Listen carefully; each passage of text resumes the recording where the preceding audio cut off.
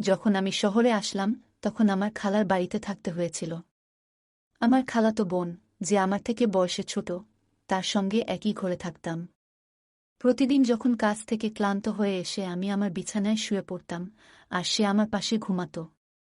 সেই রাতে বাড়ি ফিরতে একটু দেরি হয়ে গিয়েছিল। বাড়িতে ঢুকে বিছানায় গিয়ে শুয়ে পড়লাম, চোখ বন্ধ করে বিশ্রাম নিচ্ছিলাম। কিছুক্ষণ পর সে এসে আমার পাশে বসল, নিঃশব্দে মাথায় হাত বুলিয়ে দিল। তারপর ধীরে ধীরে আমার পায়ের কাছে বসে শান্তভাবে পা ম্যাসাজ করতে লাগল। সে আমাকে বলল, যতক্ষণ না তুমি পুরোপুরি আরাম পাচ্ছ, আমি তোমার পাশে আছি, এই বলে সে আমার পা ম্যাসাজ করতে থাকল। তারপর সেদিন সকালে পূজা আর আমি দুজনেই বাড়িতে ছিলাম। পূজা হেসে আমার দিকে এগিয়ে এসে বলল, ভাইয়া, যদি কিছু প্রয়োজন হয় তবে নির্দ্বিধায় জানাতে পারো। সে আমার সামনে এসে দাঁড়াল এবং আন্তরিকভাবে হাত বাড়িয়ে দিল। তার এই আচরণে আমি কিছুটা অবাক হলাম, যেন তার মধ্যে নতুন এক ধরনের আত্মবিশ্বাস ফুটে উঠেছে। এরপর সে আমার হাত ধরে আলতো করে তার কাঁধের কাছে নিয়ে গিয়ে বলল, যা ইচ্ছে করতে পারো, তবে আমাকেও কিছু সাহায্য করতে হবে। এই কথা বলে আমার খালাতো বোন দেখতে অনেক সুন্দর ছিল। তার চলাফেরা, আচার আচরণ আমাকে মুগ্ধ করত। তার গায়ের রং ছিল ফর্সা। শহরে থাকার কারণে সে সবসময় ছোট পোশাক পরে থাকত। এই পোশাকে তাকে অসাধারণ লাগত, কিন্তু সে আমার সাথে এমন কিছু করবে সেটা আমি ভাবতে পারিনি। বন্ধুরা, আজকের গল্পটা অনেক বেশি স্পেশাল হতে চলছে। আশা করছি তোমাদের ভালো লাগবে, তাই কেউ মিস করো না। গল্পটি ভালো লাগলে দয়া করে ভিডিওটি লাইক, শেয়ার এবং চ্যানেলটি সাবস্ক্রাইব করো। নাম আমার কুনাল। যে ঘরে আমি থাকছিলাম, প্রথমে ভেবেছিলাম সেই মেয়েটি বয়সে বেশ ছোট হবে, কিন্তু পরে বুঝলাম তেমন নয়। আমি কাজের প্রয়োজনে শহরে এসেছিলাম এবং খালুর বাড়িতে থাকছিলাম, কারণ মা চাইছিল না যে আমি অন্য কোনো জায়গায় থাকি। মা বলেছিলেন, শহরে তো তোমার খালুর বাড়ি আছে, সেখানে থাকাই ভালো। শহরে এসে একটি ভালো বেতনের চাকরি পেয়েছিলাম। যখন খালুর বাড়িতে পৌঁছালাম, দেখি বাড়িটি বেশ ছোট। আমাদের গ্রামে বড় বাড়িতে থাকতাম, আর এখন শহরে এই ছোট্ট বাড়িতেই থাকতে হবে। এই বাড়িতে একটি ছোট রান্নাঘর, একটি বেডরুম এবং একটি ছোট হল রুম ছিল। বাড়িতে খালু, খালা আর তাদের মেয়ে থাকত। খালু গ্রামের সবার কাছে বলতেন যে শহরে তার বড় বাড়ি আছে। তাদের মেয়ে পূজা এখন 18 বছর বয়সে পড়েছে। পূজাকে নিয়ে আমার কিছুই জানা ছিল না। যখন সে আমার জন্য এক গ্লাস পানি নিয়ে এলো, আমি অবাক হয়ে দেখলাম। শেষবার যখন দেখেছিলাম তখন সে মাত্র 9 বছরের ছিল। এখন সে অনেক বড় হয়ে আরও সুন্দর হয়ে উঠেছে। আমি পানি খেলাম, এরপর খালা আমার জন্য কিছু নাশতা নিয়ে এলেন। আমার খালু আমাকে দেখে বেশ খুশি হয়েছিলেন, কারণ মা আগেই তাকে বলে রেখেছিলেন যে আমি কিছুদিন শহরে তাদের বাড়িতে থাকব। যদিও আমার একটি ভালো বেতনের কাজ ছিল, মা বরাবরই বলতেন যে অন্য ছেলেদের সাথে থাকলে আমি হয়তো খারাপ হয়ে যাব। তাই মায়ের ইচ্ছাতেই খালুর বাড়িতে থাকার সিদ্ধান্ত নিয়েছিলাম। যখন আমার খালাতো বোন পূজা আর আমি প্রথম দেখা করলাম, সে আমাকে দেখে কিছুটা চুপ ছিল। খালু খালার বাড়িতে একটা ছোট ঘর ছিল পূজার জন্য, আর খালু খালা নিজেরা হল ঘরেই ঘুমাতেন। আমি খালুকে বলেছিলাম, মাঝে মাঝে আমার কাজ করতে করতে দেরি হয়ে যায়, তাই একটু আলাদা ঘরের দরকার। খালু বললেন, আমি যেন পূজার ঘরেই থাকি। পূজা কিছুদিনের জন্য হলে চলে গিয়েছিল, আর আমি তার ঘরে থাকছিলাম। কিন্তু কয়েকদিন পর পূজা বলল যে হলে তার ঘুম ঠিকমতো হচ্ছে না, তাই আবার ঘরে ফিরে আসলো। এরপর থেকে সে আমার পাশে ঘুমাতে লাগল। পূজা দেখতে সুন্দর, আর তার বয়সও বাড়ছে। সেই রাতগুলোতে কখনো কখনো ঘুমের মধ্যে ভুল করে আমার হাত তার দিকে চলে যেত, কিন্তু আমি দ্রুত নিজের হাত সরিয়ে নিতাম। এরপর এক রাতে অনুভব করলাম সে যেন আমার পাশে আরও কাছে এসে শুয়ে আছে। ভেবেছিলাম হয়তো নিছকই কাকতালীয়, তবে এরপরের রাতগুলোতেও এমন অনুভূতি হচ্ছিল। খালুর বাড়িতে থাকতে থাকতে 20 দিন পার হয়ে গেছে, আর এই সময় পূজা আমার অনেক কাছের মানুষ হয়ে উঠেছে। আমরা মাঝে মাঝে অনেক রাত পর্যন্ত জেগে গল্প করতাম। আমরা বিভিন্ন বিষয় নিয়ে গল্প করতাম।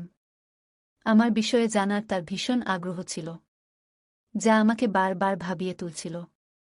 সে সবসময় আমার কাছাকাছি থাকতে চাইত। মাঝে মাঝে খালা আমাদের গল্প করতে দেখতেন, কিন্তু তেমন কিছু বলতেন না, কারণ খালা আমাকে ভীষণ বিশ্বাস করতেন। এক রাতে আমি দেখি পূজা তার ফোনে কিছু দেখছে। কৌতূহলবশত আমি তার ফোনে উকি দিতে গিয়েছিলাম, কিন্তু সে সঙ্গে সঙ্গে ফোন বন্ধ করে দিল। তখন আমি তাকে মজা করে ফোনটি দিতে বললাম, কিন্তু সে ফোন না দেওয়ার জন্য অনুরোধ করল। আমি কিছু না বলে একদিকে ফিরে শুয়ে পড়লাম, কিন্তু কিছুক্ষণ পরে তাকে দেখি ঘুমিয়ে আছে। পূজার ফোনটি তার মাথার পাশে রাখা ছিল, তাই আমি আস্তে করে ফোনটি হাতে নেওয়ার চেষ্টা করলাম। সেই সময় পূজা পাশ ফিরল, আর আমার হাত তার উপর হালকা করে পড়ে গেল। আমি দেখি তার মুখে একটা মৃদু হাসি, যা দেখে বুঝতে পারলাম সে আসলে ঘুমায়নি। তাড়াতাড়ি ফোনটি হাতে নিয়ে খুলতে গিয়েছিলাম, কিন্তু ফোনটি লক ছিল। পূজা তখন হাসছিল, বুঝলাম হয়তো সে আগে থেকেই সব জানত। কিছুক্ষণ পর আমি চুপচাপ ঘুমিয়ে পড়লাম। এরপর কিছুদিন কেটে গেল, আর আমার মাসের বেতনও এসে গেল। খালুর বাড়িকে নিজের বাড়ির মতোই মনে করে পূজার জন্য একটি নতুন পোশাক, খালুর জন্য ফরমাল পোশাক, আর খালার জন্য একটি সুন্দর শাড়ি কিনে বাড়ি ফিরলাম। আমি পূজার জন্য কিছু জিনিস কিনে নিয়ে আসলাম, যা দেখে খালা খুব খুশি হলেন। পূজা এখন আমার সঙ্গে আগের চেয়ে অনেক খোলামেলা কথা বলতে শুরু করেছিল। এমনই এক রাতে আমি পানি খেতে উঠে দেখি পূজা আমার পাশে নেই। ঘরের দরজাটাও খোলা ছিল।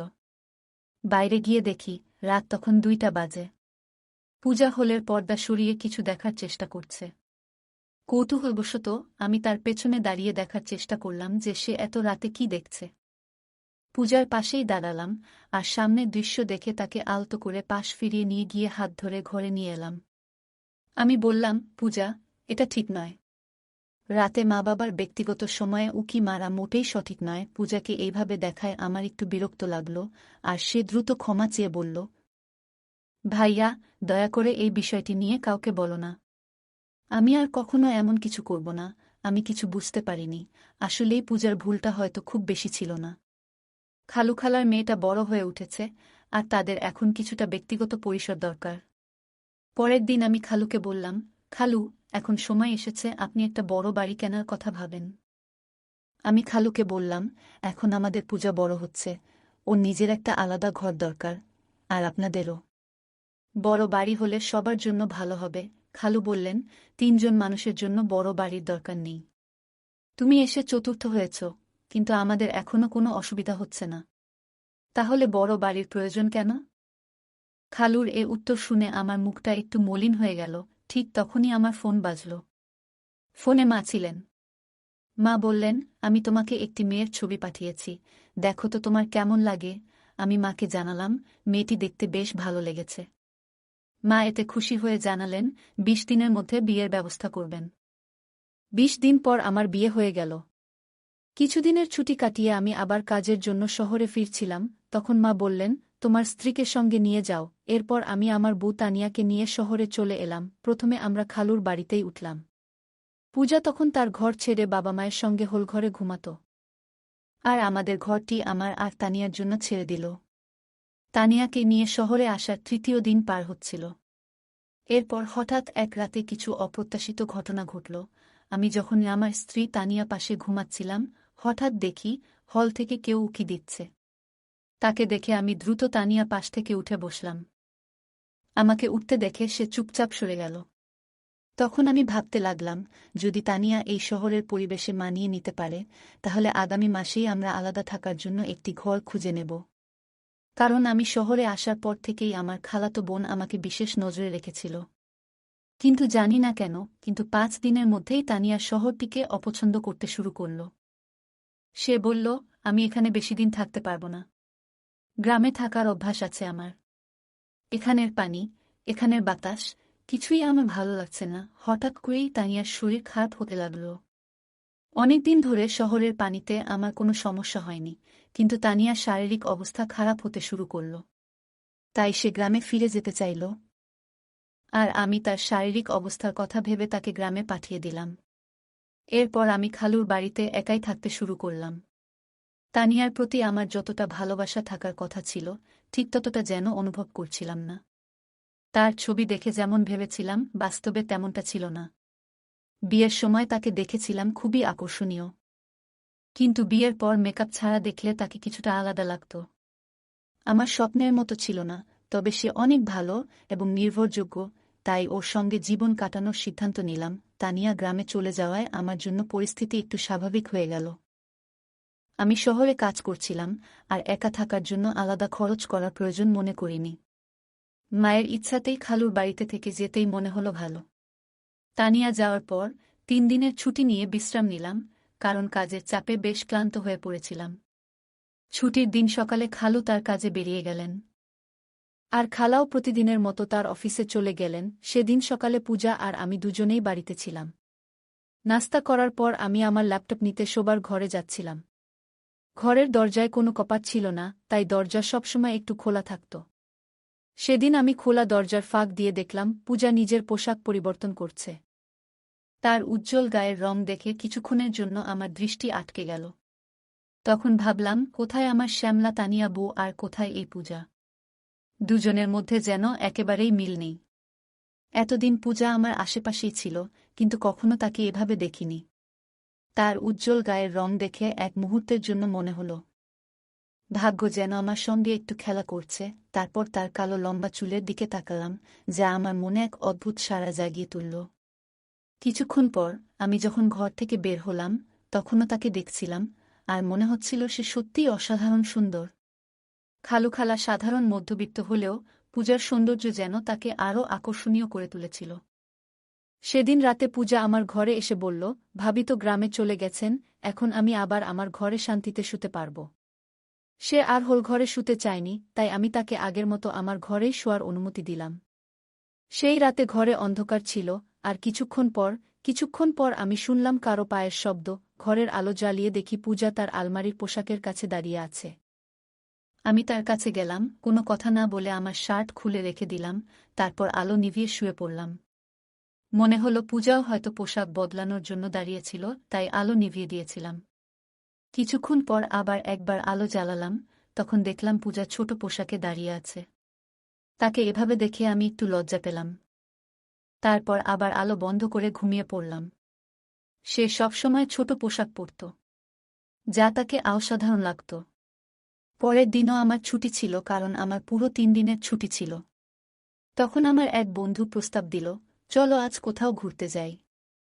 দুপুরে আমরা বের হলাম, আর তখনই একটি দামি ক্যাফেতে পূজাকে বসে থাকতে দেখলাম। তার বন্ধুরা বেশ অভিজাত সাজে বসেছিল, আর পূজা অন্য ধরনের পোশাক পরেছিল। এরপর আমি উঠে গিয়ে পূজার সাথে দেখা করলাম এবং জিজ্ঞাসা করলাম, এটা কি হচ্ছে? সে আমাকে তার এক বন্ধু থেকে আলাদা করে নিয়ে বলল, কুনাল, আমি আজ রাতে তোমার সব প্রশ্নের উত্তর দেব। তুমি এখন এখানে থেকে চলে যাও, প্লিজ। আর হ্যাঁ, আমি না বলা পর্যন্ত চুপ থাকো। এরপর রাতে খালা ঘুমিয়ে যাওয়ার পর আমি পূজার কাছে গেলাম এবং জিজ্ঞাসা করলাম, আচ্ছা এখন বলো। পূজা বলল, এটা হলো উচ্চমানের জীবনের কিছু অংশ। কেন? আমি কি এভাবে থাকতে পারি না? পূজা 18 বছরের একটি মেয়ে হলেও তার কথাবার্তা ও আচরণে এক ধরনের পরিবর্তন লক্ষ্য করলাম। কথা বলতে বলতে সে আমার আরও কাছে চলে আসে। আমার বিয়ের পর থেকে আমি অনুভব করেছি যে এক নারীর সঙ্গ কতটা বিশেষ, আর পূজাকে কাছে পেয়ে আমি যেন একটু বিভ্রান্ত হয়ে পড়লাম। তবে নিজেকে সামলে নিয়ে আমি তাকে কিছুটা দূরে সরিয়ে দিলাম। সেদিন রাতে আমি তাকে দূরে রেখেই শুয়ে পড়লাম এবং সকালে উঠার আগেই ঘর থেকে বেরিয়ে গেলাম। আমি বসার ঘরে বসে সকালে নাস্তা করছিলাম, তখন দেখলাম পূজা একটু অস্বাভাবিকভাবে হাঁটছে। বুঝতে পারছিলাম না কেন সে এমনভাবে হাঁটছে। মনে হলো হয়তো তার পায়ে কিছু হয়েছে। যখন খালা পূজাকে এভাবে হাঁটতে দেখলেন, তিনি জিজ্ঞাসা করলেন, পূজা, তুমি এমনভাবে হাঁটছ কেন? পায়ে কিছু হয়েছে নাকি? পূজা সরাসরি আমার দিকে তাকিয়ে বলল, কুনালি ভালো জানে আমার পায়ের কি সমস্যা হয়েছে। তার এভাবে ইঙ্গিত করায় আমি কিছুটা বিব্রত বোধ করলাম, কারণ আমি নিজেই জানতাম না কেন সে আমাকে এভাবে বলল। এরপর আমি খালাকে বুঝিয়ে বললাম যে রাতে শুতে গিয়ে পূজার পা হয়তো বিছানার কোণে লেগে গিয়েছিল। পূজা সকাল থেকে আমাকে খুব অদ্ভুত দৃষ্টিতে দেখছিল। আমি ভাবলাম খালা কাজের জন্য বেরোলেই তাকে জিজ্ঞাসা করব কেন সে এমন মিথ্যে বলেছিল। সে তখন বলল, আজ তো শুধু মায়ের সামনে এমন হাঁটছিলাম, কাল বাবার সামনেও একইভাবে হাঁটব। আমি আরও অনেক কিছু করতে পারি, যদি তুমি আমাকে আমার ইচ্ছামতো কিছু না দাও। আমি পূজাকে বললাম, যখন তোমার এমন কিছু প্রয়োজন নেই, তখন কিভাবে তোমায় আমি কিছু দিতে পারি? পূজা আমার দিকে এগিয়ে এসে হেসে বলল, যা প্রয়োজন তা চাইলেই নিতে পারো। সে আমার সামনে দাঁড়িয়ে হাত বাড়িয়ে দিল। তার আচরণে আমি একটু অবাক হলাম। এরপর সে আমার হাত ধরে আলতো করে তার কাঁধের কাছে নিয়ে গেল এবং বলল, তোমার যা ইচ্ছা করতে পারো, তবে আমাকে কিছু সাহায্য করতে হবে। হঠাৎ মনে পড়ল, হয়তো গত রাতে পূজা আমার কাছ থেকে কিছু আর্থিক সাহায্য নিতে চেয়েছিল। কিন্তু আমি তখন কিছু বলিনি। এখন তার কথায় মনে হল, সে আসলেই কিছু সহযোগিতা চাচ্ছে। আমি শান্তভাবে বললাম, এভাবে চাওয়াটা ঠিক নয়, কিন্তু সে আমার কথা শুনতে আগ্রহী নয় বলে মনে হল এবং পুনরায় আমার দিকে হাত বাড়াল। পূজা বলল, এখন আমাদের মাঝে আর কেউ নেই, তুমি যা চাও নিতে পারো। সে কথা বলছিল, তখন হঠাৎ দরজায় খালা এসে হাজির। খালা বললেন, পূজা, এসব কি করছ? পূজা বলল, আমি কি কিছু ভুল করছি? আমি চাই ভালোভাবে বাঁচতে, তাই যা প্রয়োজন সেটাই করছি। আপনি কি আপনার ম্যানেজারের সাথে এমন কিছু করেন না এবং তাতে টাকা নেন না? আমি সবই দেখেছি। আমিও চাই এই বাড়িতে নিজের উপার্জনের পথ খুঁজে নিতে। তাই এতে ভুল কি? খালা পূজার কথায় চিৎকার করে বললেন, তুমি একদম বোকা। বড়দের সাথে কিভাবে কথা বলতে হয় সেটুকুও জানো না। খালা পূজার মুখ বন্ধ করার জন্য তার দিকে এগিয়ে আসছিলেন, তখন আমি তাকে থামালাম। আমি খালাকে জিজ্ঞাসা করলাম, পূজা যা বলছে সেটা কি সত্য? খালা মাথা নিচু করে চুপ থাকলেন, কিছু বলতে পারলেন না। তখন আমি বললাম, খালা, আপনি কি জানেন এসব দেখে পূজা কতটা প্রভাবিত হয়েছে? আমি এই বাড়িতে আসার পর একবার নয়, দুবার পূজাকে আমার পকেট থেকে টাকা নিতে দেখেছি। শুধু একবার নয়, একাধিকবার আমার টাকা হারিয়েছে। হয়তো আপনাদের আচরণের কারণেই সে এমন করছে। আমি সবসময় শান্ত থাকতাম। এই পরিবারের কোনো সদস্যের উপর কখনো সন্দেহ করিনি। তবে এখন মনে হচ্ছে পূজার এই সমস্যার স্থায়ী সমাধান করা জরুরি, কারণ তার অবস্থা দিন দিন খারাপের দিকে যাচ্ছে। পূজাকে টাকা নিতে দেখার পর থেকেই আমি তার দিকে নজর রাখছিলাম। সে এখন আমার সামনে আর টাকার জন্য চেষ্টা করতে পারছে না। তবে জানতাম না সে এমন কোনো পথ বেছে নেবে। এবার সত্যিটা বলুন, খালু যখন বাইরে থাকেন তখন আপনারা দুজন কি করেন? আমার প্রশ্নে খালা কেঁদে ফেললেন এবং বললেন, দয়া করে শান্ত থাকো, আর তোমার খালুকে এসব কিছু বলো না। আমি একবার কোম্পানির এক সহকর্মীকে কাজে সাহায্য করতে গিয়েছিলাম। তারপর থেকে তার নজর আমার দিকে পড়ে এবং আমাদের মধ্যে সম্পর্ক তৈরি হয়। এই সম্পর্ক শুধুই টাকার কারণে। তোমার খালুর কাছে টাকা থাকলেও তিনি আমাদের ঠিকমতো খুশি রাখতে পারেন না, এমনকি নিজের প্রয়োজনেরও খেয়াল রাখেন না। তাই কোম্পানির ম্যানেজার থেকে যে অর্থ পাই তা দিয়ে আমি আর পূজার প্রয়োজন মেটাই। তোমার খালুর শহরে আরেকটি বড় বাড়ি আছে, তবে সেটি ভাড়া দিয়ে তিনি কিছু আয় করেন। খালা বললেন, তোমার খালুর সাশ্রয়ী মনোভাবের কারণে আমাদের এমন ছোট্ট একটি ঘরে মানিয়ে নিতে হয়েছে। এতে আমাদের জীবন কঠিন হয়ে উঠেছে, তবে এখন আমার ভুল বুঝতে পেরেছি। তারপর খালা পূজার দিকে তাকিয়ে বললেন, পূজা, আমাকে ক্ষমা করো। আমি আজ থেকে চাকরি আর ম্যানেজারের সাথে সম্পর্ক ছেড়ে দেব। পূজা বলল, মা, আমি ইচ্ছে করেই এসব করেছি যাতে আপনি এই পথ ছেড়ে দেন। যখন কুনাল দাদাভাই আমাকে টাকার জন্য সন্দেহ করেন তখন তাকে পুরো সত্যটা বলেছিলাম। আপনি নিজের কর্ম নিয়ে ভাবেননি, আর আমার চোখ খুলে দেওয়ার জন্য কুনাল দাদাভাইয়ের প্রতি আমি কৃতজ্ঞ। আজ আপনি যেমন নিজের ভুল বুঝলেন, আমিও আমার ভুল বুঝেছি, পূজা, এবং আমি মিলেই খালাকে তার ভুলের কথা মনে করিয়ে দিলাম। আমিও তাকে বোঝালাম এবং একটি ছোট্ট পরিকল্পনা সাজানোর পরামর্শ দিলাম। শেষমেশ খালা আমার কথা মেনে নিলেন এবং পূজাকে নিয়ে চিরদিনের জন্য তার নিজের বাড়ি চলে যাওয়ার সিদ্ধান্ত নিলেন। এরই মধ্যে খালু হঠাৎ একটি সিদ্ধান্ত নিলেন, ছোট বাড়িটি ছেড়ে শহরের বড় বাড়িতে স্থানান্তর করার। খালুর এই সিদ্ধান্ত শুনে খালা এবং পূজা দুজনেই খুশি হল এবং আমাকে ধন্যবাদ দিল। সেই দিন থেকেই খালু তার সাশ্রয়ের অভ্যাস অনেকটাই কমিয়ে আনলেন। আমিও জীবনের পথে মায়ের কাছ থেকে শিখেছি যে অর্থ বাঁচানো গুরুত্বপূর্ণ, তবে পরিবারের মানুষদের খুশি রাখাও সমান জরুরি। যদি কেউ সবসময় তার স্ত্রী ও সন্তানদের সব কিছুতেই মানা করে, তবে তারা ভুল পথে যেতে পারে। একজন মানুষ তার পরিবার এবং নিজের জন্যই উপার্জন করে। সঞ্চয় করা ভালো, তবে নিজের পরিবারকে কষ্ট দিয়ে নিজের জীবনকে সীমাবদ্ধ রেখে সঞ্চয় করা ঠিক নয়। অতিরিক্ত সাশ্রয়ী মনোভাবের কারণে কখনো কখনো আমাদের পরিবারের কেউ দুর্ভাগ্যের মুখোমুখি হতে পারে। তাই টাকা জমাতে হবে, তবে এতটাই যেন আমরা আমাদের জীবন উপভোগ করতে না ভুলে যাই। পরিবারকে ভালো রাখার জন্য টাকা জমানো প্রয়োজন, তবে পরিবারের সদস্যদের প্রতি যত্ন ও খুশির বিশ্বাসটি ত্যাগ করা ঠিক নয়।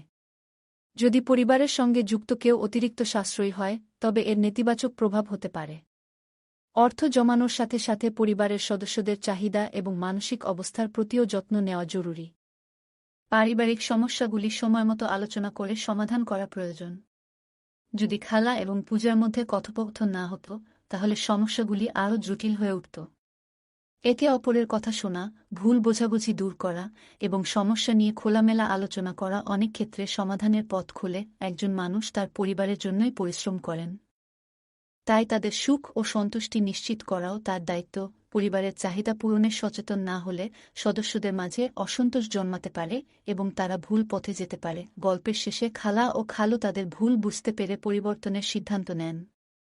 আমাদের জীবনেও অনেক সময় ভুল হতে পারে, তবে সেগুলো থেকে শিক্ষা নিয়ে সম্পর্কগুলো আরও মজবুত করে তুলতে হবে।